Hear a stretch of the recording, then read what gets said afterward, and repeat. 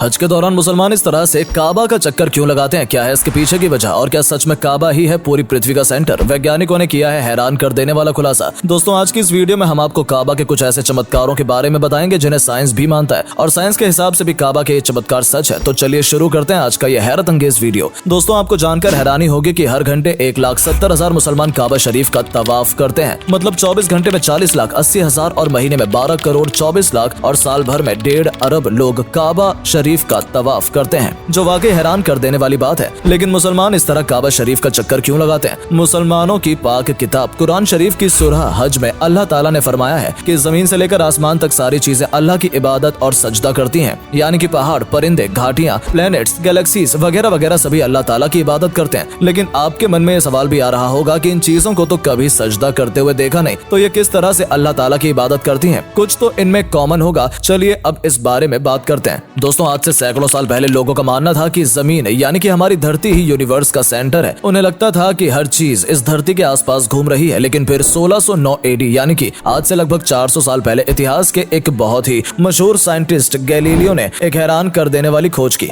Galileo ने समुद्री जहाज और फौजियों द्वारा इस्तेमाल होने वाली टेलीस्कोप को एक के ऊपर एक लाइन करके थोड़ा और एडवांस किया और इंसानी इतिहास में पहली बार ऐसा हुआ कि जब किसी ने इस टेलीस्कोप का इस्तेमाल आसमान को एक्सप्लोर करने के लिए किया। गैलीलियो ने जब सूरज, चांद और बाकी प्लैनेट्स को गहराई से और करीब से देखा तो उनके सामने कई सारे खुलासे हुए। इसके बाद उन्होंने कई सारे प्लैनेट्स को देखा और उन्हें पता चला कि हमारी धरती काफी छोटी है, इतनी छोटी कि जुपिटर जो कि एक प्लैनेट है वो 1300 अर्थ के बराबर है। यही नहीं, उसने एक और बात नोटिस की कि सारे प्लैनेट्स गोल हैं और इनमें सूरज की लाइट महीनों के दिनों में अलग अलग दिखाई पड़ती है। और थोड़ी बहुत रिसर्च और छानबीन करने के बाद उसने ये जाना कि यूनिवर्स का सेंटर हमारी पृथ्वी नहीं है, बल्कि ये तो खुद सूरज के चारों ओर घूम रही है। उसने सारी बात उस समय के लोगों को बताई, लेकिन उसकी इस रिसर्च को दबाया गया और लोगों ने उस पर यकीन नहीं किया। उसे सजा भी दी गई। लेकिन फिर उसके 350 साल बाद सबने माना कि गैलीलियो सही था और उसने जो कुछ भी रिसर्च की थी वो बिल्कुल सही थी। इसके बाद लोगों ने इस बारे में और रिसर्च करना शुरू की और इन रिसर्चों से और खुलासे हुए जिससे पूरी दुनिया के लोग हैरान रह गए। पता चला कि ये सारे प्लैनेट सूरज के चक्कर लगाते हैं और सूरज भी यूनिवर्स का एक छोटा सा टुकड़ा है, क्योंकि सूरज की तरह अरबों तारे हैं जो मिल्की वे गैलेक्सी का हिस्सा है। और मिल्की वे गैलेक्सी में ये सारे तारे एक सर्कल में घूम रहे हैं और इन्हें इस तरह सर्कल में घूमने के पीछे हाथ है सुपर मैसिव ब्लैक होल का। मतलब ये सारे तारे इस ब्लैक होल की वजह से घूम रहे हैं। और आपको जानकर हैरानी होगी कि सुपर मैसिव ब्लैक होल सूरज से 4 लाख गुना ज्यादा बड़ा है और मिल्की वे जैसी ऐसी लाखों गैलेक्सी हैं जो कि साथ में मिलकर एक क्लस्टर बनाती हैं और इस तरह के लाखों क्लस्टर मिलकर एक सुपर क्लस्टर बनाते हैं। मतलब हमारी अर्थ इस यूनिवर्स का एक छोटा सा हिस्सा है जो सूरज के चारों ओर घूमती है। अब यहाँ इतनी सारी बातों में आपने एक चीज नोटिस की होगी, ये सारी प्लैनेट्स, गैलेक्सी और क्लस्टर किसी न किसी चीज के चक्कर लगा रहे हैं। और जब कोई हज के दौरान तवाफ करता है तो उसके साथ प्लैनेट्स, गैलेक्सी और क्लस्टर सभी इस इबादत में शामिल होते हैं। मतलब इनका इबादत करने का तरीका यह है कि ये चक्कर लगाकर इबादत करते हैं। अल्लाह ताला ने कुरान शरीफ में हर चीज जैसे कि पहाड़, पत्थर वगैरह सबके बारे में कहा है कि ये सभी इबादत करते हैं, लेकिन ये तो चक्कर नहीं लगाते। तो चलिए मैं आपको इसे भी साइंस के नजरिए से ही समझा देता हूँ। साइंस का एक कॉन्सेप्ट आपको पता होगा कि हर चीज एक पार्टिकल से बनी हुई है जिसे एटम कहते हैं। और एटम सबसे छोटा पार्टिकल नहीं है, इसके अंदर भी इलेक्ट्रॉन्स, प्रोटॉन्स और न्यूट्रॉन्स जैसे पार्टिकल्स होते हैं। प्रोटॉन्स और न्यूट्रॉन्स हमेशा एटम के केंद्र में होते हैं और इलेक्ट्रॉन्स इसके चक्कर लगाते हैं। और इस कॉन्सेप्ट से अगर देखा जाए तो ब्रह्मांड की हर चीज चाहते हुए या न चाहते हुए भी किसी न किसी चीज के चक्कर लगा रही है। ठीक उसी तरह जिस तरह से प्लैनेट सूरज के चक्कर लगाते हैं। और इस हिसाब से कुरान शरीफ में लिखी हुई बात पूरी तरह से सच साबित होती है। यानी कि जब काबा में कोई तवाफ करने के लिए जाता है तो वो दुनिया की सबसे छोटी से लेकर ब्रह्मांड की सबसे बड़ी चीज यहाँ तक कि बैतुल मामूर में फरिश्तों के साथ भी इबादत में शामिल हो जाता है। आपको बता दें कि बैतुल मामूर फरिश्तों के काबे को कहा जाता है जो 7वें आसमान पर मौजूद है और दुनिया पर मौजूद काबा बैतुल मामूर की तरह ही है। मैं आपको बता दूं कि जब हजरत मोहम्मद सल्लल्लाहु ताला अलैहि वसल्लम मेराज पर गए थे तो उन्होंने बैतुल मामूर पर फरिश्तों को किसी चीज के आसपास घूमते हुए इबादत करते हुए देखा था। दोस्तों अब हम बात करते हैं साइंस के मुताबिक काबा के एक और मिरेकल के बारे में। आपको बता दें कि कुरान शरीफ में भी बताया गया है कि लोगों के लिए जो सबसे पहला घर बनाया गया वो बेशक मक्का में मौजूद काबा है। इस घर को बरकत दी और तमाम जहां वालों ने हिदायत का मरकज यानी कि केंद्र बनाया। और अब इस बात को साइंस ने भी माना है कि काबा शरीफ पूरी दुनिया का सेंटर है। और ये बात मैं हवा में नहीं कह रहा, बल्कि इसको लेकर रिसर्च हुई है जिनमें खुलासा किया गया कि काबा ही पूरी पृथ्वी का सेंटर है। जब इस बारे में रिसर्च हो रही थी और सैटेलाइट तस्वीरें खींची गई तो वैज्ञानिकों के सामने हैरान कर देने वाला सच आया। उन्होंने पाया कि मक्का में मौजूद काबा शरीफ पूरी दुनिया का केंद्र है। ये जानकर वो काफी हैरान थे।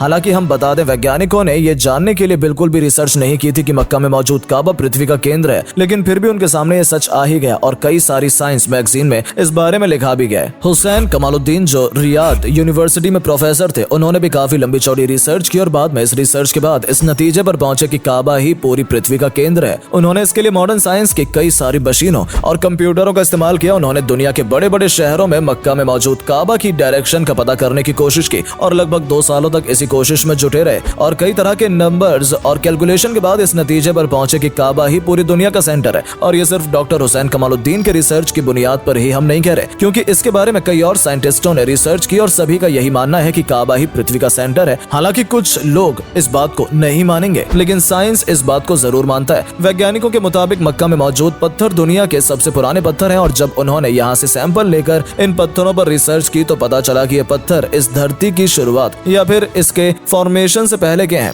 जब धरती की शुरुआत हो रही होगी तो फिर एस्टेरॉइड के रूप में ये पत्थर यहाँ पर गिरे होंगे, जिन पर रिसर्च करके वैज्ञानिकों ने पाया कि वो बहुत पुराने हैं और इसी वजह से ब्रिटिश के एक म्यूजियम में मक्का के 3 पत्थर रखे हुए हैं जिन पर रिसर्च हुई थी। आपको बता दें कि जमीन पर काबा का लैटिट्यूड 21 डिग्री और 25 डिग्री है, पर हैरान कर देने वाली बात तो ये है कि कुरान शरीफ में काबा का जिक्र करने वाली सूरत सूरह अल बकरा का नंबर भी 2:125 ही है और ये महज एक कोइंसिडेंस तो बिल्कुल भी नहीं है। तो दोस्तों आज के लिए बस इतना ही। उम्मीद है आपको आज की वीडियो पसंद आई होगी। अगर हाँ तो इस वीडियो को लाइक करें और वीडियो को शेयर जरूर करें। आपका एक शेयर हमें मोटिवेट करता है ऐसी ही और वीडियोस बनाने के लिए। धन्यवाद।